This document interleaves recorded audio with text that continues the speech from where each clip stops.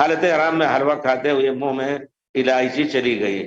الائچی بھی خوشبو لینے کے لیے نہیں ہے، جو لوگ سختی کرتے ہیں الائچی سے کا گہوا یا الائچی کی مٹھائی، الائچی پڑی ہوئی، زعفران ہی پڑا ہوا کھانا انشاءاللہ اگر کوئی کھا رہا ہے اور تو اس میں یہ نہیں کہا جائے گا کہ ان کو دم دینا۔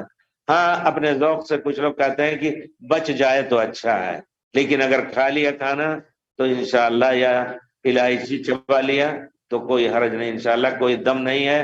لیکن بہرحال میں ایسے لوگوں کو دیکھا فتویٰ دیتے ہوئے اسی مکے میں، کہتے تھے دم احتیاط ضروری ہے ان سب کے لیے۔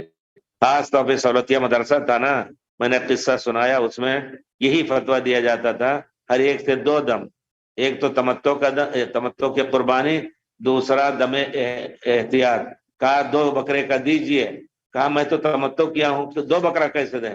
کہا دم ایسے، میں ایسے دیکھ رہا ہوں گویا مولانا فلان کہہ رہے ہیں نام ان کا، وضو کرتے وقت کبھی بال وغیرہ جھڑ جاتے ہیں تو دم احتیاط دیتے ہیں۔